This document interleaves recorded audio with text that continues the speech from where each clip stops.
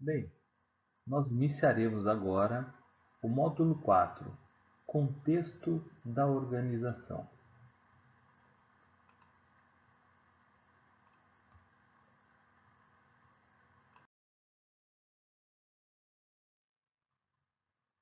O que a norma diz? Entendendo o contexto entendendo a organização e seu contexto.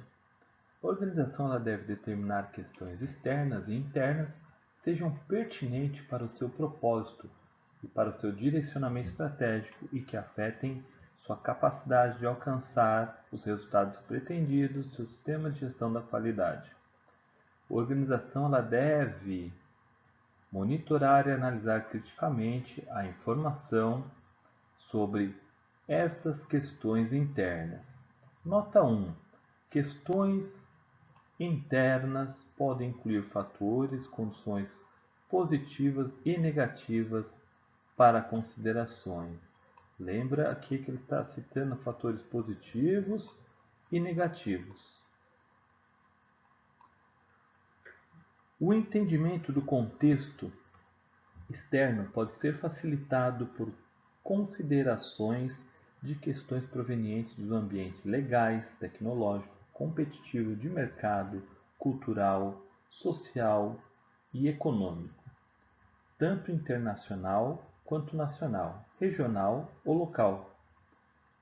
O entendimento do contexto interno pode ser facilitado pela consideração de questões relativas a valores culturais, conhecimento e desempenho.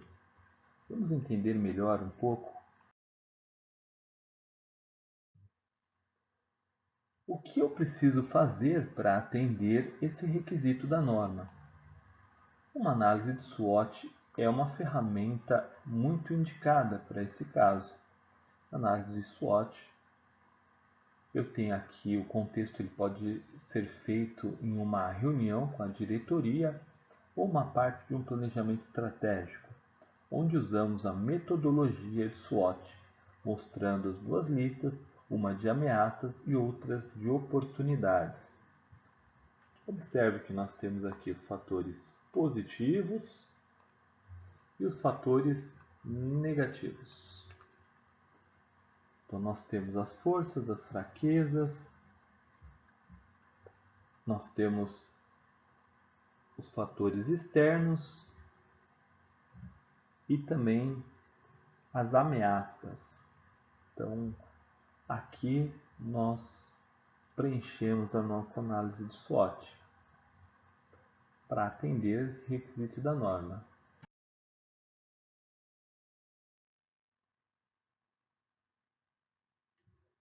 Podemos priorizar os itens da lista a decidir, depois de realizada a matriz SWOT, e decidir para quais vão tomar ação.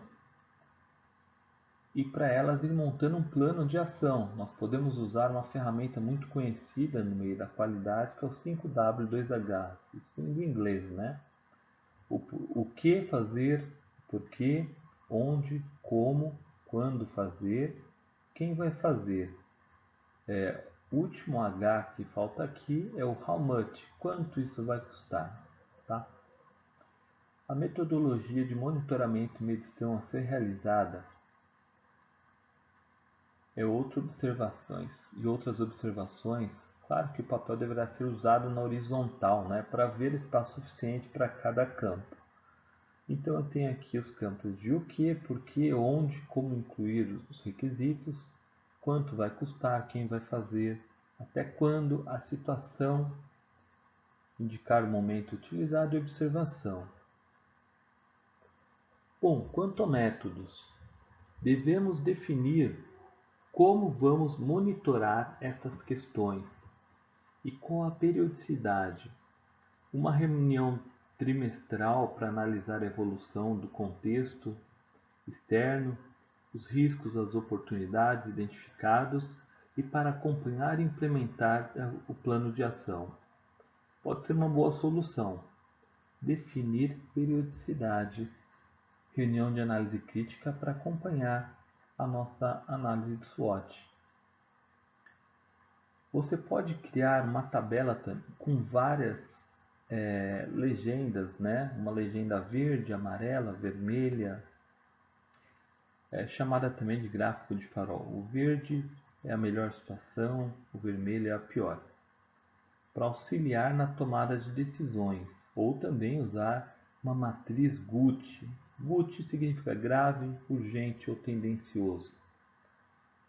Quando as oportunidades forem em grandes quantidades. Então, quando você tiver uma matriz SWOT muito grande e tiver que escolher ações para serem tomadas, você pode optar por usar algumas dessas ferramentas. E como eu vou monitorar isso? O monitoramento e a medição tem que ter uma periodicidade, ela tem que ter um período definido, como por exemplo, uma reunião mensal, bimestral ou trimestral, dependendo do tamanho dos projetos, para analisar a evolução do contexto externo, os riscos, as oportunidades identificados e para acompanhar a implementação do plano de ação.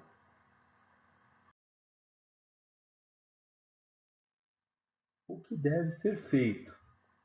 Existem muitas metodologias para análise de riscos e oportunidades. Estamos sugerindo a simplicidade, mas dependendo do tamanho e do tipo de organização, pode ser que uma metodologia específica seja necessária.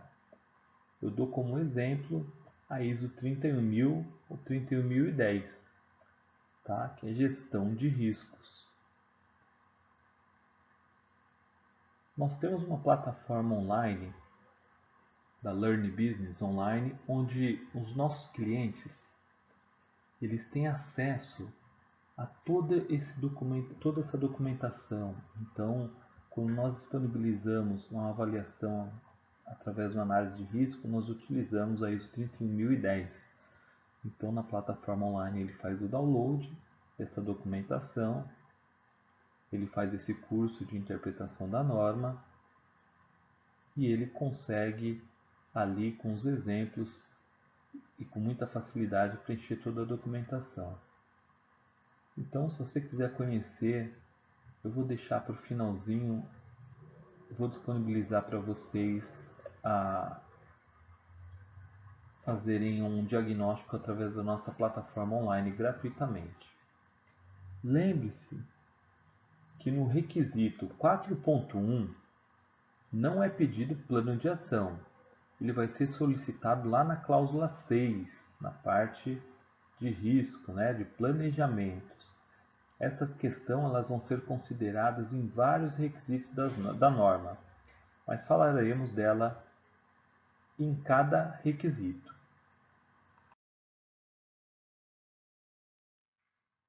Item 4.2. Entendendo as necessidades e expectativas das partes interessadas. Devido a seu efeito ou potencial efeito sobre a capacidade da organização para prover consistentemente produtos e serviços que atendam aos requisitos do cliente e aos requisitos estatutários e regulamentares aplicáveis, a organização ela deve determinar as partes interessadas que sejam pertinentes para o sistema de gestão da qualidade e os requisitos dessas partes interessadas que sejam pertinentes ao sistema de gestão da qualidade. E a organização ela deve monitorar e analisar criticamente as informações sobre as partes interessadas e seus requisitos pertinentes. O que deve ser feito? Vamos trabalhar nesses requisitos com alguns exemplos práticos, tá? Lembrando que essas partes interessadas devem ser pertinentes para o sistema de gestão da qualidade, dentro do escopo definido pela norma. Logo nós vamos explicar um pouquinho o que é o escopo. E também o escopo definido pela organização. Não há requisitos na norma que obrigue a organização a considerar partes interessadas onde ela decidiu que aquela parte não são pertinentes para o seu sistema de gestão da qualidade. Então, tem casos onde eu presto consultoria que a comunidade é parte interessada da organização. Por quê? Passa caminhões e esses caminhões afetam as estruturas das casas. Sim, tem casos que a comunidade já não é parte interessada da organização. Mas vamos citar aqui alguns exemplos do que é a parte interessada. Acionistas é uma parte interessada, funcionários, governo, órgãos reguladores, clientes, fornecedores, ele não está aqui, mas fornecedores também é parte interessada do nosso negócio, sindicato, parte interessada do negócio. Então você deve fazer uma análise de todos os seus stakeholders, né? Quem são os stakeholders da organização? E como diz lá na norma, entendendo as necessidades e as expectativas. Em auditoria, eu vejo as organizações confundindo muito nesse requisito. A necessidade é uma coisa, a expectativa é outra. A necessidade de um funcionário é manter-se empregado. A expectativa dele é ter cargos, salários e crescer dentro da organização. A necessidade do fornecedor é continuar fornecendo. A expectativa dele é aumentar o número de produtos fornecidos. E assim por diante. Existe a grande diferença, tá, da necessidade e expectativa. Vamos ver o exemplo.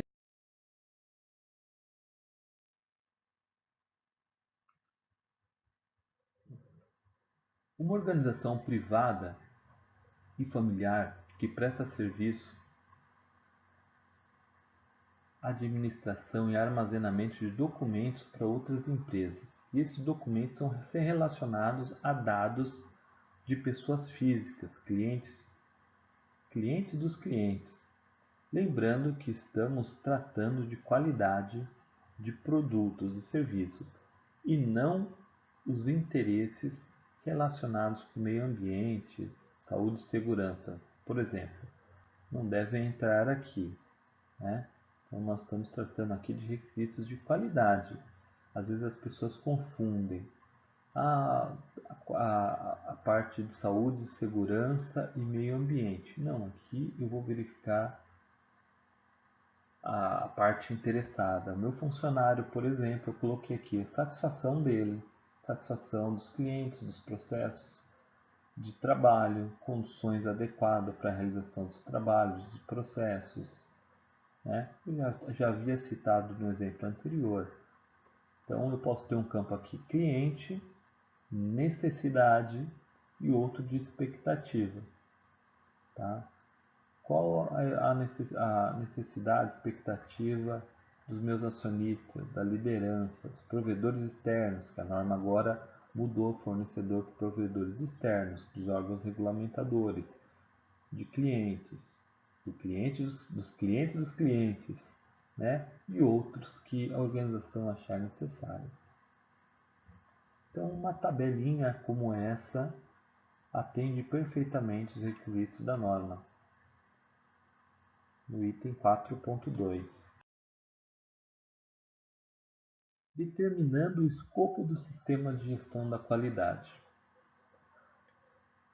Devido a seu efeito ou potencial efeito sobre a capacidade da organização para prover consistentemente produtos e serviços que atendam aos requisitos do cliente e aos requisitos estatutários e regulamentários aplicáveis, a organização ela deve determinar as partes interessadas que sejam pertinentes para o sistema de gestão da qualidade, os requisitos destas partes interessadas que sejam pertinentes para o sistema de gestão da qualidade.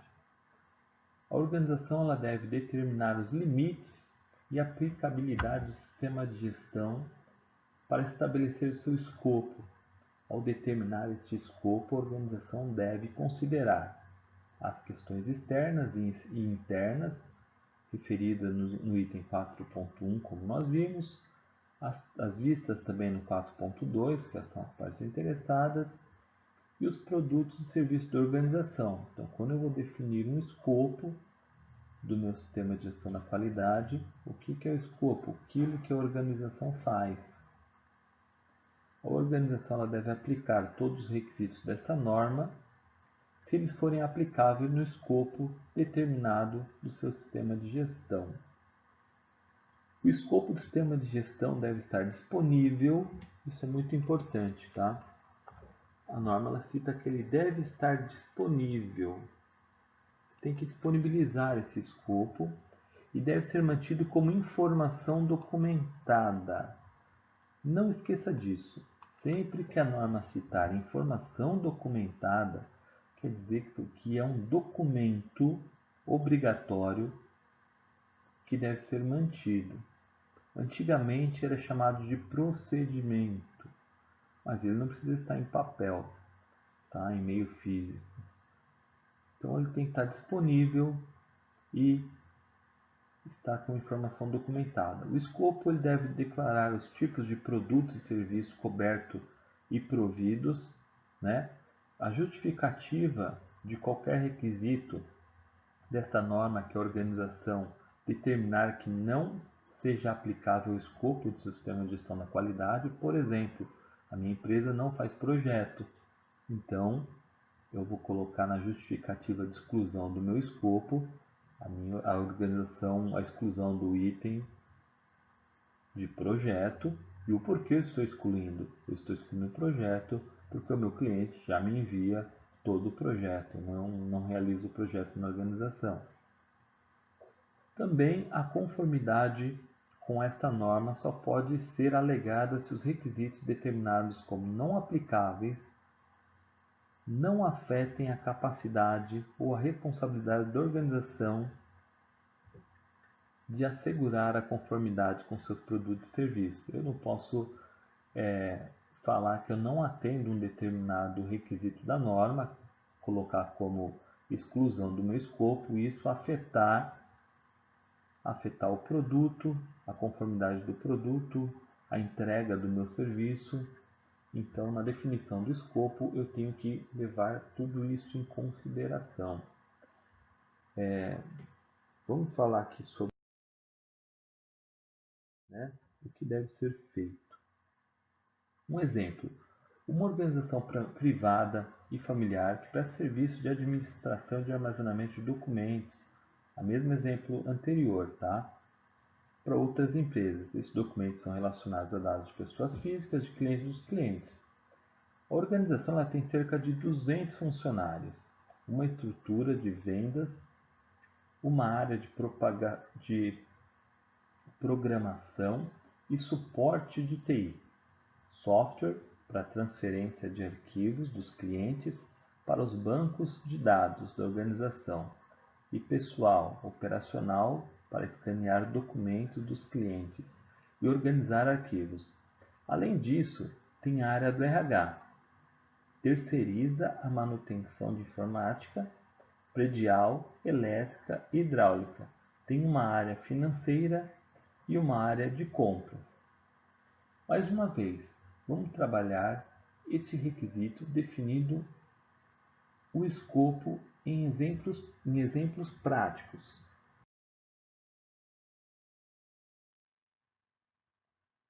Como poderia ser o escopo do sistema de gestão da qualidade dessa empresa?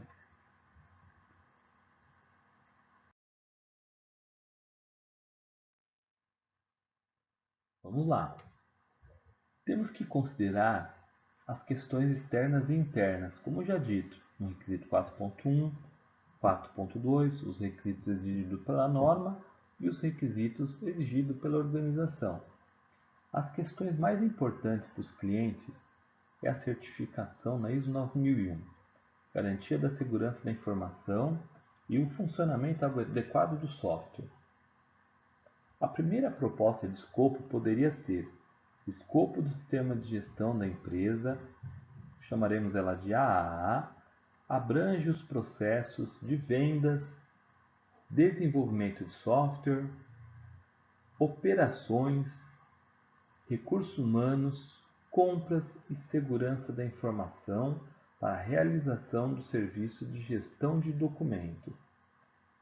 Esse escopo deve ser mantido como informação documentada, lembra? Aqui nós temos um aviso: sempre que o documento ele for informação documentada, eu estarei te avisando. Então eu elaboro esse escopo do que a organização faz.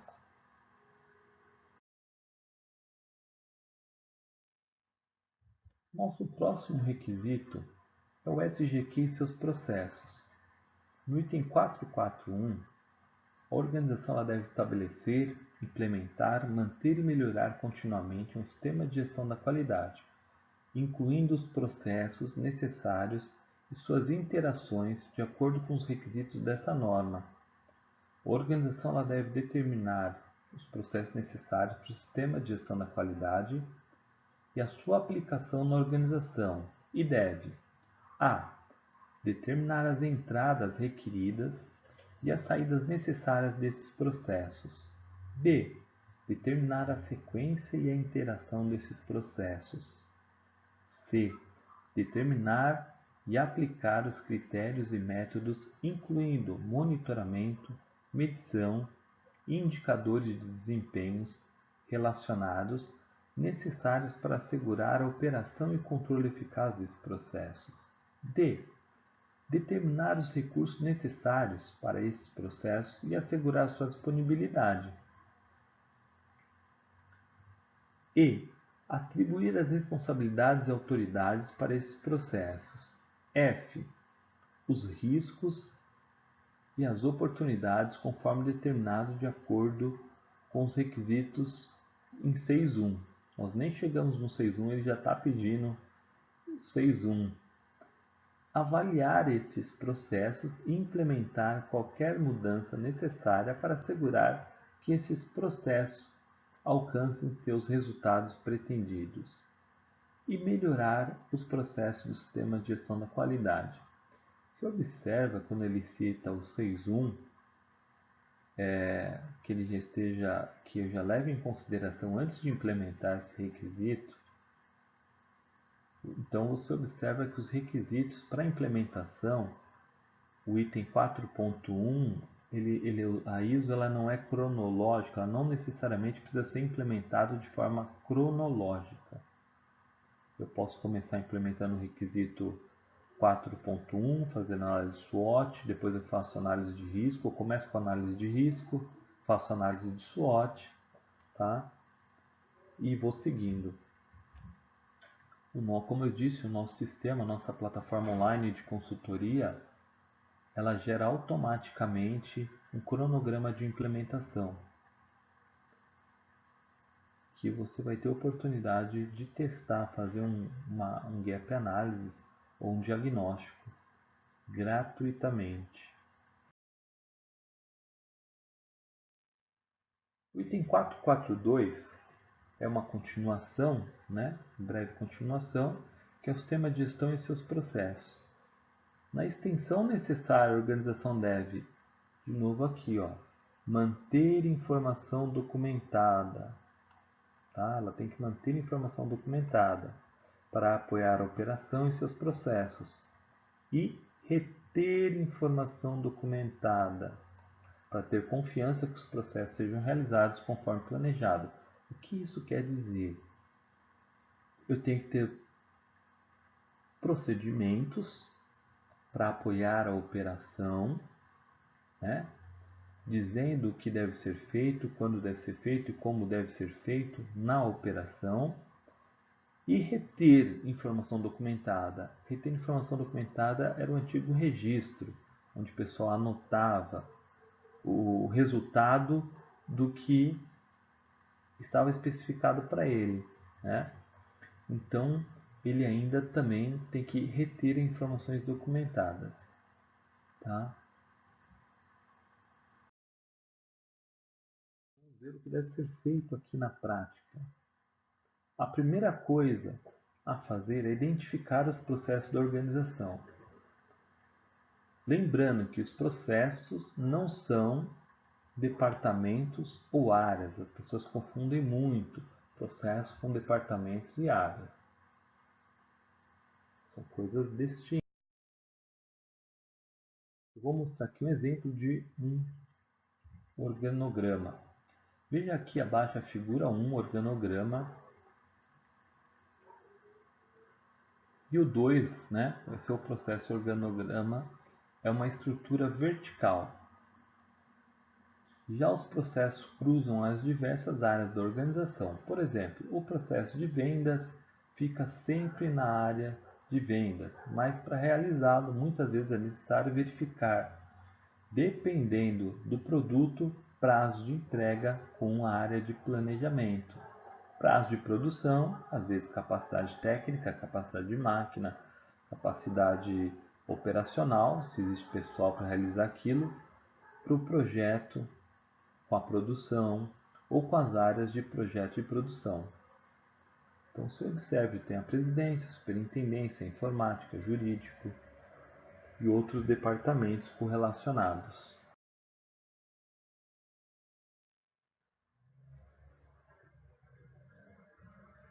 O que deve ser feito? Aqui é uma visão geral dos processos de uma fábrica têxtil, por exemplo, né?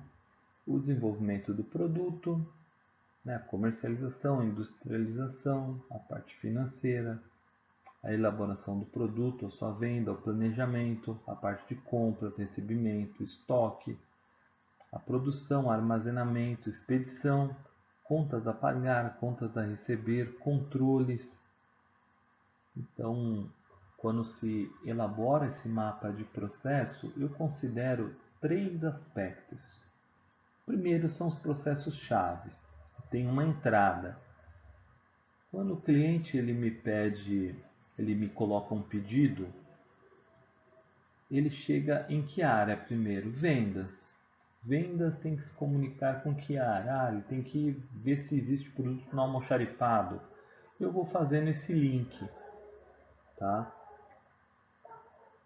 Aí vão sobrar alguns processos, obviamente.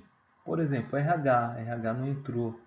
Ele entra como um processo de apoio. TI entra como processo de apoio. Às vezes, compras, dependendo da organização, entra como processo de apoio. E os processos também chamados de chave, às vezes sistema de gestão da qualidade e a direção também são considerados em algumas organizações como chave. Ou às vezes o sistema de gestão é só apoio, né, dentro de uma organização. Então, cada organização tem sua metodologia para desenhar os seus macrofluxos de processos, os seus processos, ou um diagrama de tartaruga, que hoje é uma ferramenta muito utilizada. Aqui está um exemplo. Nós vamos entrar, detalhar melhor esse item, que é um item muito complexo, né? Elaboração de um mapeamento de processo. Bom, os elementos de um processo. Cada processo recebe uma entrada. Todo processo ele tem uma entrada, seja ela matéria-prima ou informação. Essas entradas elas são transformadas por um processo.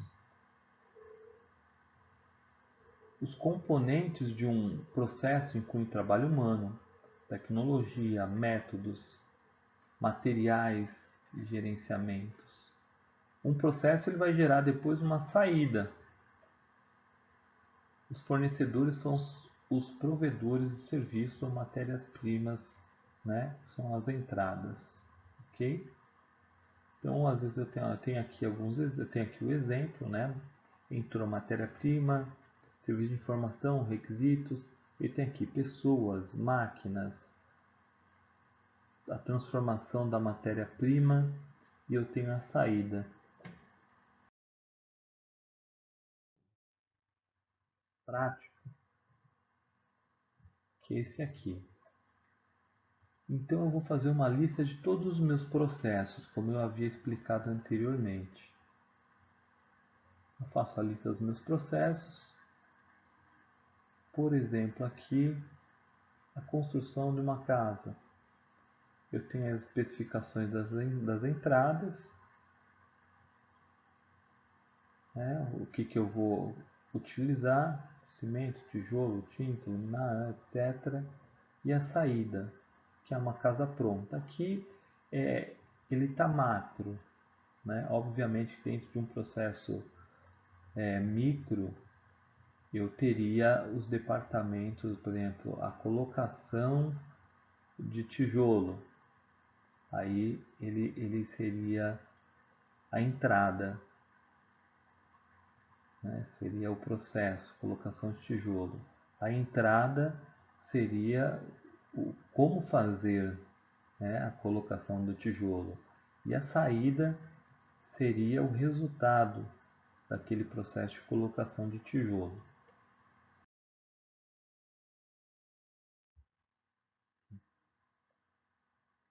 Aqui está o exemplo, né?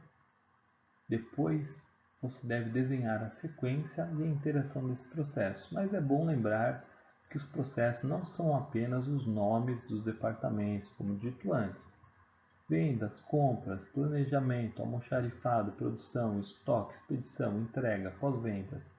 Vem abaixo um exemplo real de identificação de processos. Colocação OV produto. Né? Está dentro aqui de custos. Custos é o processo. Colocação de OV do produto. Eu vou realizar monitoramento do lead time da fase 1.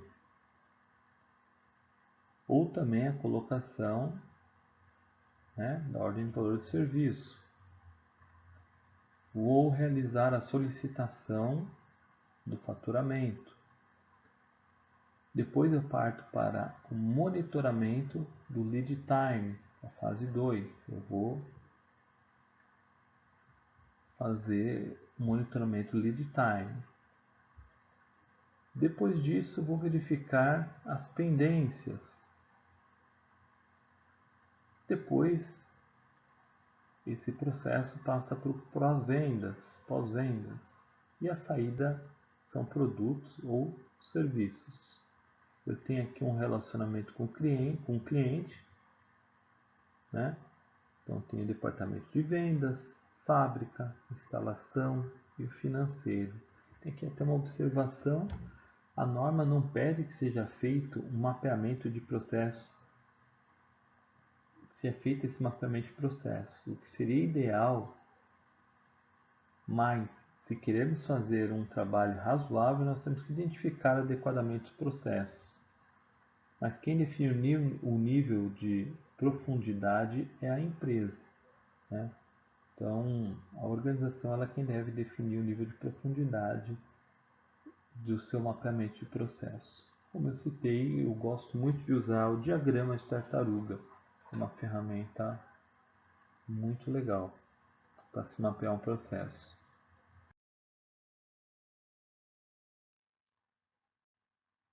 Continuando aqui, mais detalhadamente, outro modelo bem legal. No mínimo, você tem que ter uma visão geral da organização.